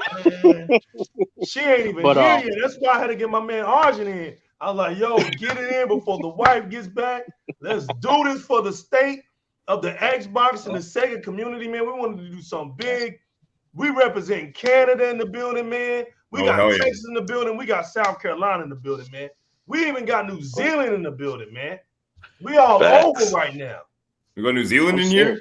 Yeah, man. Yeah, Red Dead. What's that? 16 hours ahead? In here. So, you know, she's in our future. So she lets us know what's going on the next day. She already tomorrow. So we be hitting her up like, what's going on? She be telling us, you know. She's part of the tomorrow people. Facts. Yeah, she's a jumper. But she's a jumper. But yeah. So, anyways, but now to just go ahead and conclude this, so everybody else can continue. Is that no, dude? Everything that y'all been saying earlier, yes, 100%. I agree with that, and I wish it was something that was in a more louder voice where everybody else echoed it, and it gets so to a point where like Phil and Aaron are like, look, we got this, we got it, okay, just we can't tell you anything, but we got this, but it's just quiet now, and it's kind of one of those things where it's like, it's a quiet where it's like, man, I mean, are they working on this, or are they just letting it go? Because you see Western developer after Western developer, which, you know, is cool, but then as we keep getting more Western developers, I keep just stumbling upon the numbers of Japanese players steadily rising, steadily growing. And just like I told Legal one time, like I think it was like 2 shows ago, I think, Legal, where I told you that I saw something that kind of had me a little worried. I'm starting to see some of them making tweets asking for games that are for them. That's not good. One of the things about business, one of the rules about business is you get into a business to provide solutions, answers to questions. You don't want to wait till the question starts getting asked and everything. Yeah. So I just really hope they're working on that, because I mean, one thing about the Japanese is that once they drop you, it's real hard to get them back. We're kind of seeing that with the brand now. We're seeing that now. We're seeing that with PlayStation 5. Yeah. But at the same time, for them, you still have some that are having a hard time letting go. Sony let them go with no problem, but they're still clutching on, you know, for dear life. Like, no, we still believe in generations. But, you know, so like I said, I mean, it's like a lot of them, I think with Don Matrick, I think for a lot of them, he was just that excuse that they wanted, that they needed to go ahead and just break away from the brand. Because how can you be that closed-minded to still think that this dude is still there and his policies still echo with the company? And he hasn't even been a part of it for like, what now, coming on a decade? Yeah. So, yeah. So to sit there and just keep, yeah, because think about it. Like Atlas, for example. Atlas used to make games for Xbox. They never used to skip Xbox back in the early 360 generation. That's been a big topic on Twitter there too, right? Yeah, it has. Yeah, I've seen it quite a bit. Right. On that Persona, seeing Persona a few times mentioned, but it's all over the place. People are pissed. Yeah. Yeah. And all it took was that one interview. That's why I told Legal that last podcast where it's like, man, I don't think I could have been this dude's PR, because I would have ran out there during that interview, the moment before he fixed his mouth to say it. I probably would have been fired on the spot, because I would be like, man, don't you do it. Don't you say that. But he said that line when they was asking about, because remember when Japanese games on the 360, I think this is getting around, like I want to say like when we was getting close to the launch of the Kinect and before Skyrim came out, Japanese games were starting to dwindle down. Y'all remember that? Yeah. If it wasn't from Square, if it wasn't from Capcom, yeah, the big dog. Pretty much. It was dead. And so somebody in an interview asked Matrick about that, asking like, hey, so when we're going to start seeing more JRPGs show up? Oh, those type of games don't even sell. Why would you say that, man? Yeah. Even if, yeah, see, the thing is like, I will say this though. He wasn't lying. Because especially at that time, everybody was kind of getting, I guess, a little fatigued with the current, I guess say with the way JRPGs were done. Everybody was getting very tired of it, and everybody wanted to, get all into the whole button mashing and combos and, quick time stuff. Yeah. So I can understand where he was coming from, because after all, Matrick is what? He's a suit. And I know he has roots in, programming and everything like that. But at the end of the day, the dude was a suit. No matter what his programming. But what do you think about JRPGs or action RPGs coming over to the Xbox side? Like we're getting that Final Fantasy. What do you think about games like that? I mean, I'm pretty sure there's Japanese games that are out there that we never played before that could come to Xbox. I'm just curious to know. Yeah. What kind of style of RPG games would y'all like to see more on Xbox? I think around that time, like I said, around that time, it's like the traditional turn-based formula was really wearing thin on everybody, and there wasn't that many action-based ones that were out there. A lot of the action-based ones really, like I want to say like late PS2, you had stuff like when they went from being a turn-based strategy with Shining Force, the Shining Force game started being all like action-based, as if it, I guess you say like how Ease, well, YS, the YS games, but it's pronounced Ease. A lot of those games have been following that formula, but the Xbox hasn't been able to get those games because guess who's been locking them down? Who? Come on, we know who it is. Who? Sony has been locking those games down. all those games, even though they were Sega games, they were always being scooped up by Sony. So what do y'all think? Do you think games like Splinter Cell should return? What do y'all think? Splinter Cell is one of my favorite franchises. Like, especially since we don't have any Metal Gear Solid nowadays, I'm pretty sure that would just hit the sweet spot. You know, Perfect Dark, you man. think a Perfect game like Dark. you think a game like Splinter Cell offsets the Metal Gear. Splinter Cell offsets Metal Gear. Not necessarily, but it can somewhat if you're looking Right. for that espionage and that, you know, that tactical style of combat, and Right. it's something I really like and enjoy. So Perfect But that Dark goes probably back- could do it too. Right. Right. Yeah. You never know. You're right.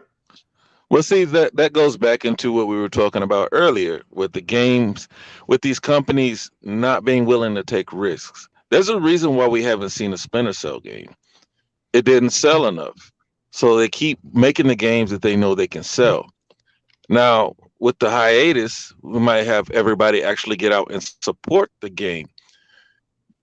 Now they're talking about making games like more like online, like multiplayer type of games, service games, yeah. So Splinter Cell, if we do get a Splinter Cell, it won't be the Splinter Cell we know. You know, that's why some of these games need to be funded, right?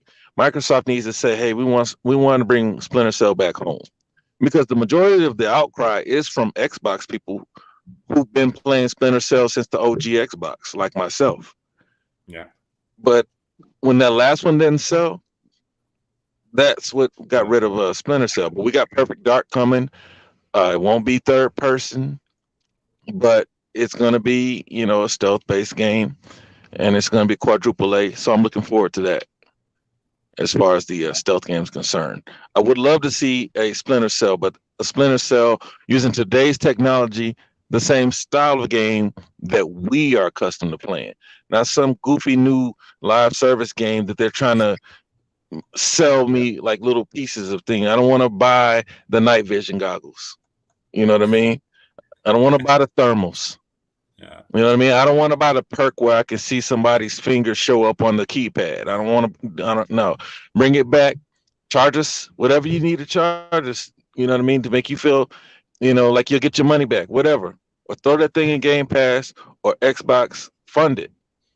You know, but these companies are not as willing to take these risks as they were before. That's why free to play is looking like the new wave for a lot of these companies, because they don't want to have to sell the game and then the game die. Yeah. If it's free, people can just, you know, dip the toe in the water and, you know, hang out for a little while. Transaction, you get it through the microtransaction way. Yeah. Yeah, I mean, I already got the Lock V2 suit on Halo. I mean, it is what it is. Yeah. You know what I'm saying? Free my man Lock. Yeah, I'm about to get that suit too, man. No, don't do that, man. Find your own. No, I'm about to get it, man. We can't be on the same fire team with the Lock V2, we gotta bro. lock it down. We gotta man, get the it down. Pittsburgh Steelers or something, man. You know what I'm saying? You know what I'm saying? Put that ash gray on, man. We can't have two Lock V2s, bro. We gotta do it, man. We gotta lock it down. A whole G-Man team of says- Lock coming at you. G-Man says, I think Microsoft is gonna remaster the original Perfect Dark and release it with a new game for free. I mean, if you're in Game Pass, I don't like calling it free, but if they were to do such a thing, it would be in Game Pass. So yeah. I mean, it makes sense. Oh, Look who's here. Oh, Look Technos. who's here. Look who's good stuff. Tech's in the building, all the way from Mexico. Oh, here in Mexico? Yeah, man. Hey, He's participating in the real life Horizon festival. Yeah, I was about to say, trying to break my speed trap record in the Jesco. He had to go down there to Mexico, man, and really party up. He had to he back. Man. Oh no, Tech said he's back. What? Well, oh man, hey, he stole that Jesco, man, and headed all the way back to Dallas at 300. That's it. He's back in the States, baby. Look, it's good to see him back, man. Good to see him back. He's back safe and sound Well, I can't wait for you to show those pictures, man. You gotta show us those pictures, man. Yeah, he's been taking a lot. They all over Twitter. He's been taking a lot. I enjoyed this conversation tonight, man. And of course, we got a lot of gaming to do. I'm up, I'm off. I don't have no more work this week. I'm good. I'm about to sit back, man, play some Xbox, man. But I'm telling y'all though, for real, it was an honor, Arjun. And listen, anytime, my man, anytime, bro. And you and Realist held it down while I was away. And that's beautiful, man. Like I said, man, y'all got that win. Y'all know what it is, man. It's the gaming streets, bro. Real gamers know how to talk about gaming. There's no what you call it, nervousness. There's no butterflies in my stomach, man. We talk this stuff because we live this stuff, man. Yeah, I think we've all got pretty thick skin out here. I'm a Zack Snyder fan, so I know how to take a lot of criticism for the things I like. So you're not worried about me, man. Yeah, I'm a DC dude. Huh? I said I'm a DC dude, man. Man. We need some more good stuff. They out here clowning tech talking about he was driving around looking for billboards to run. Oh yeah, man. We got the billboards, the ads in the soccer stadiums. He was running his old fast travel boards. Oh yeah. That's what it is, man. All right, kids, get in the car. We're gonna go see the family. Facts. He out there in the facts. We want to see those pictures, bro. You out there chasing them sandstorms, bro, but that's all good, man. We just glad you back. Yo, shout out to my man. You know what I'm saying? For coming in here, for actually directing the show. The man in that we do something about today, man. We got to get in here and talk some gaming. Yo, do that, man. Sarah is in the building. Canada, stand up. We got our man After Boss in the building. Stand up. Canada, the great Maple Leafs country, man. Get some of that Maple Leaf country, bro. Oh, wow. I'm going to say one thing. Screw the Leafs. It's all about the Canucks. Oh, boy. There you go. We're on the West Coast, man. Nah, man. It's all about the Habs, man. Facts. What do they say up there? Right? What they say up there? Hey. No, I don't know. I don't think it's like that now. Yeah, it is. Yeah, it is. A and a boot. Oh, yeah, for real, man. I had a homeboy from Canada, man. When he was play with me on Gears 3 a lot. Canada. And, man, he actually ordered me a Coltrane thrash ball shirt, man. I'm gonna have to represent that one day in his honor, man, because it's been a long time, but I still got it, man. I still got it. He sent it to me, man, as a gift. Straight up, man. He's from Canada. That was the first Canadian gamer I ever played with, man. Yeah, we love Gears out here. The Coalition's actually in downtown Vancouver, so they're based out of here. And it's we got a lot of Canadian Gears fans for sure. I've met quite a few even out here in my travels and stuff. So it's nice to see. There's a big connection to that series for sure. I can't wait for Gears of War to come back out, bro. I can't wait for Part 6, man. I can't wait for let me go ahead and put it out there. The exclusive limited edition Gears of War Xbox Series X console. That's the one I'm looking for, man. I can't wait. Good luck. I'm snatching it, bro. That'll be the day I take off. I'll sit there, hell, sleet, rain, snow. I gotta get it, man. It'll be in my possession. Fireboss was trying to say something. What's he trying to say, man? I don't know. No, he was. Yeah, I was trying to basically interject real quick and ask y'all, because I kind of came in a little late, and I just wanted to ask real quick: have y'all discussed y'all views on this this apology from Platinum Games? Bro, weren't you in the no, dude, when you left, that's what we touched on. Yeah, like he was in the chat. Bounced on that sucker like Mario Brothers, man. They been bounced on that. Yeah. You sure I was in the chat? What you gonna have to do, Fireballs, you got to go back and rewatch this show, baby. Okay, all right. Well, I mean, I can just share my views, and my view is just this: no, do not hook back up with him again. No matter how much how much they apologize, how much they bow their head, just know it's yes, it's I'm gonna say mine over. today too. Call it a day. Hey, what if they get what? Hey, what if they give back the money they stole? All right, real quick, because I'm trying not to tie up too much time. All right, real quick. Here's the thing. I mean, what if they get the money back? They spent it. Nope. They'll be like money. I smoked it.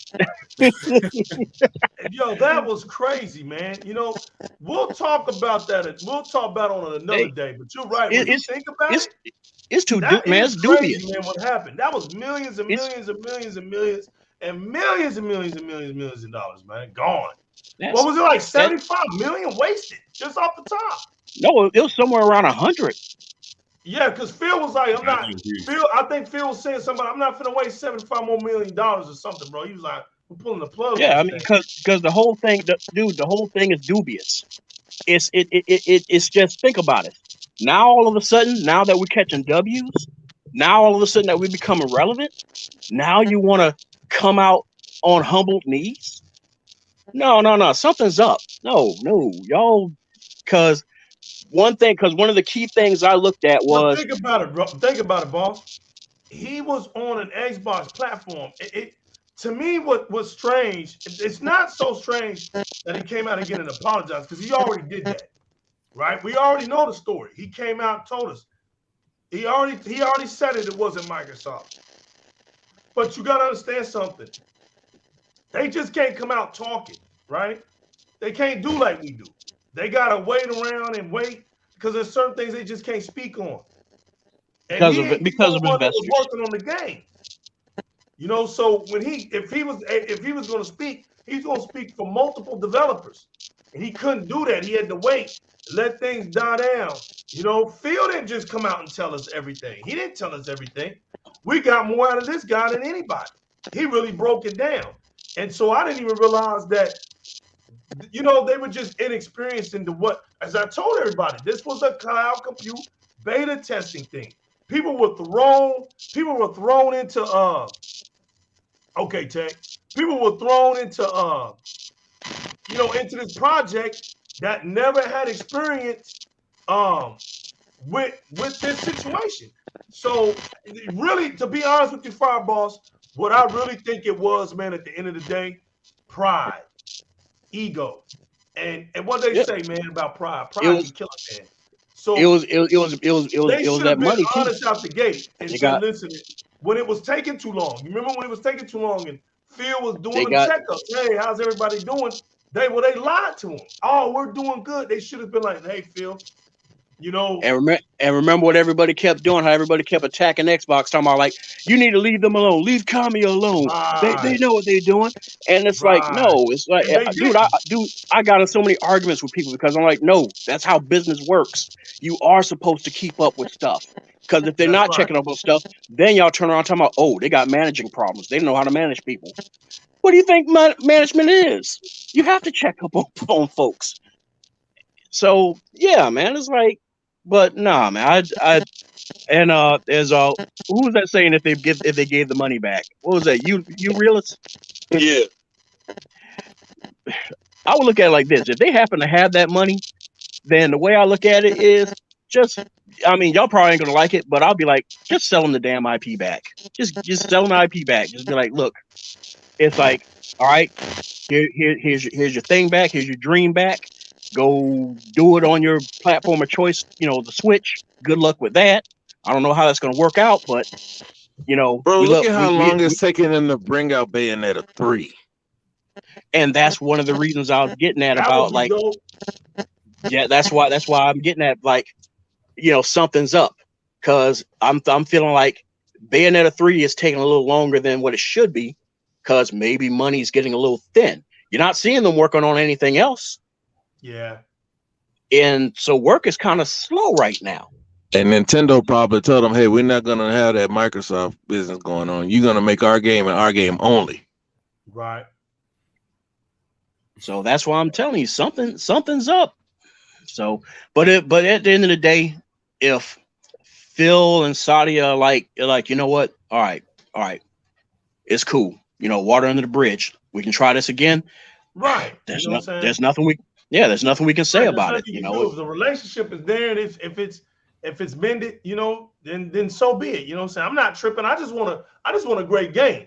At the end of the day, I just want a great game. I don't care who's making it. As long as the game comes out and it's great, I'm not running a business. I'm not running a gaming business. I'm just here to play the game and enjoy it. So with me, I'd rather for everything to be cool, everybody get on their mojo, make it happen, and hey man, we're happy gamers out here. That's me. Exactly. But the thing is, there's going to be some bullet points covered. And a few of those bullet points will be like, yes, there's a few things, day and date, Game Pass. I'm sure you heard of it. You know about it. Help us push this. Get more stuff in it. Well, we'd like to get some sales. Oh, no. Remember Scalebound. Help us out here. You know, man, that game is starting to curse them, bro. Because like I said, man, like when we were talking about with Logitech, you have to understand the severity of that letdown. That was a huge letdown, Archie. Like people, it took all the air out of the building. Yeah, that game. I don't know about the Starfield comparison, but yeah, you could make the argument to an extent that there were a lot of people, like shitload of people, that were excited for that game. Right? Oh yeah, but see, with Xbox. Hey man, but you didn't see people crying on social media about it not coming to their platform though. Nah, man. Folks saying mad, ready to fight. Like, man. Say it again. Say something about Platinum Games and say something about Scalebound, man. Meet me outside. I was like, I'm talking about people complaining, YouTubers compelled to make videos about how they're crying about Starfield not hitting their platform. Now, what I did see is a lot of people saying that was one of the reasons they got an Xbox. Yeah. That also happened at a lean period for Xbox. So that game would have been huge for Xbox. You know, there was nothing really happening. They were lean with games and they were lean with Japanese content too. So they're still lean now. That they were buying Xboxes just for that game. He is right, bro. That's what was so crazy about it, man. That's what was so big about that impact. Was just for that game. That's crazy, like, right? Just for that game.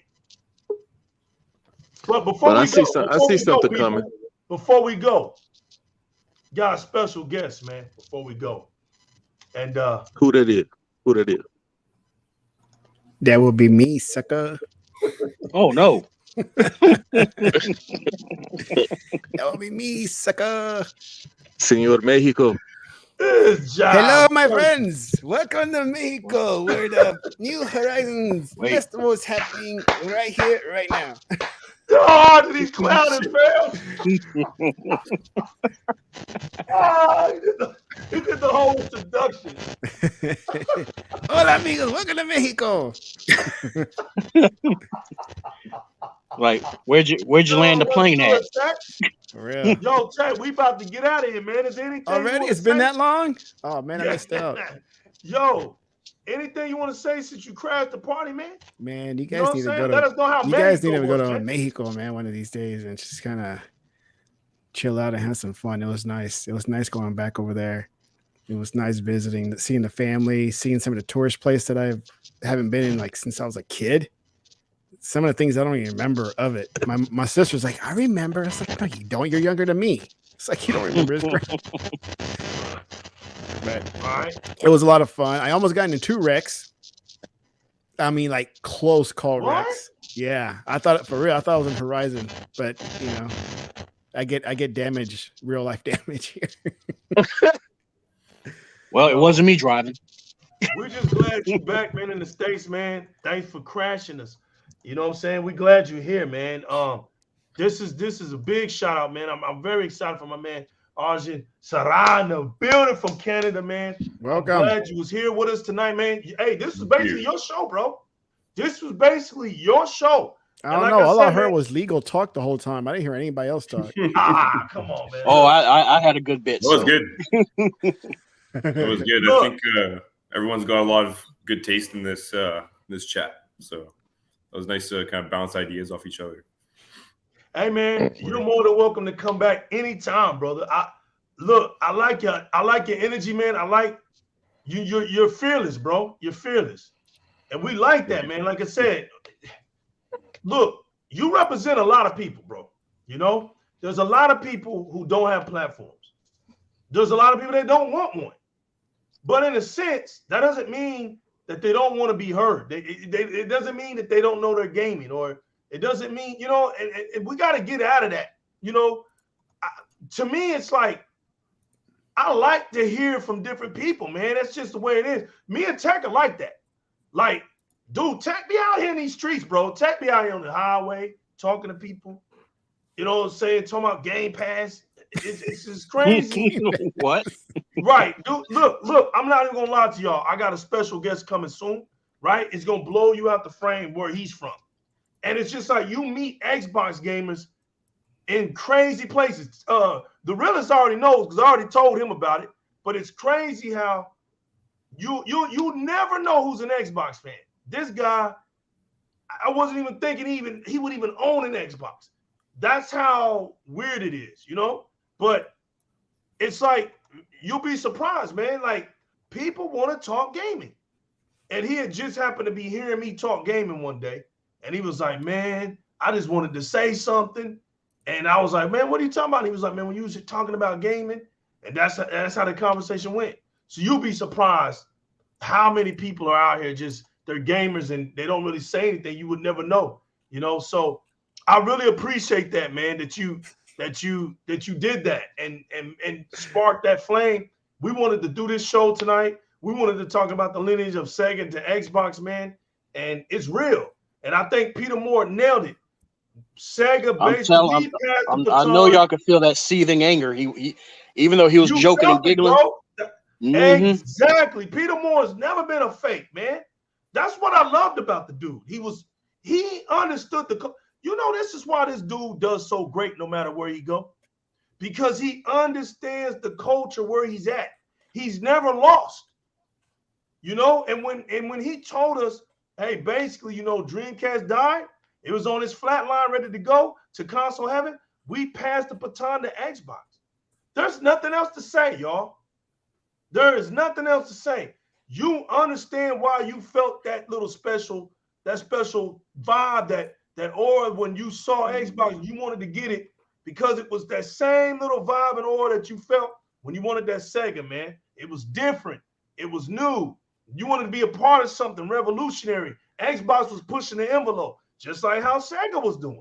Yeah. Sega was what was Sega known for? Putting out the first high definition games. Remember that? 16-bit high definition games. It was Sonic. Yeah. Yep. Nobody else was doing that. You know what's so funny? I didn't know this. Moore was one who pushed the Dreamcast. Yeah, for real, bro. That's right. He was the one who pushed it to the big shots at Sega. That's true. Man, the chit chat won't stop, but they're gonna have to stop tonight. Chat. Yo, Arjun, let them know where they can find you at, fam. Let them know where they can see you at. I don't care if it's just Twitter. Let them know you on Twitter. Let them know you can find you, man. Yeah, Twitter is just my last name and first name reversed. You can probably find me on Legal's page on one of his recent tweets if it's kind of hard to spell out. But my name is Arjun Sarai. My @ is Sarai Arjun, pretty much. So you just reverse it and you'll find me. It's all good. Yo, the realest, man. Let them know where they can find you at, fam. Realest got his mic off. Yeah. He back. No, I mean, look, man, y'all were talking. What I need to have mine on for? Anyway, I'm at Eli the Realest One on Twitter. You can find all my gaming stuff on there, man. But don't try to talk to me on PlayStation. I'm barely on there. I love it, man. Teknoblast, man. What's good, baby? Tell them where they can find you at, man. Oh, my friends, you can find me down in Mexico, digging the razors at horizon. I love it, find me. Right Jumping out of planes with my wingsuit. Oh my god, it's a wingsuit. That's me. Yeah, I'm gonna go play Forza right after this, man. Oh man. Yeah. Yo, check out on YouTube, man. Teknoblast, Technos, man. Check them out. Sony can do no wrong. and sometimes the Xbox latest news. And check him out, man. Great dad. Might see his sons in the video with him. He rocks out with his kids, man. Great dad. He knows I like to brag about him there. And man, just good to have him. Yo, Fire Boss, the boss of all bosses in the dungeon with my man After Bosses. They come from the dungeons of the bosses. Fire Boss, let them know how they can find you at, sir. Well, you can find me on Twitter as well. I've been you probably might find me on Xbox as well, because I've been able to break away to do a little bit more gaming. I've been messing around with Halo, and dude, even though I'm an Xbox person, remember what I told you before, I've never had an interest in Halo or any first person shooters. But I kind of dabbled around with it a bit, and because I'm kind of prepping myself up for the campaign. So yeah, 343, they did a good job if they can hook in 2 non-Halo players in this household to be interested in picking it up. And another game I've been trying out since we've been talking about Dreamcast stuff. It's right there to my brain. I believe it's called Good Life or something like that. But basically the whole vibe of the game, it really makes you feel like you're playing on like something from the Dreamcast or early PlayStation 2 era. That's how it feels. So yeah, I'd recommend checking it out and everything. So other than that, yeah, man, thanks for having me. I know I got in here pretty late. No problem, man. Anytime.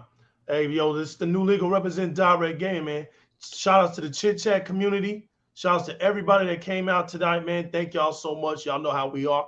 Shout out to the real gamers out there, man. Shout out to everybody around the world. Thank y'all so much, man. This is the new legal. Once again, representing the 20th anniversary of the Xbox year, man. We're in 2021. Hopefully, I see y'all soon. Getting close to Christmas, man. Y'all gonna eat that big turkeys. Coming up in about, 2 more days, man. We're gonna be fat. We're gonna be walking around full with stomachs. Y'all be safe out there. Make sure y'all keep yourself distanced, man. Keep yourself healthy, man. Yo, remember, always keep it gaming. Chase the one up in life. We out of here, people, man. Xbox strong tonight, baby. We here. And we out of here. Peace. Adios. Later.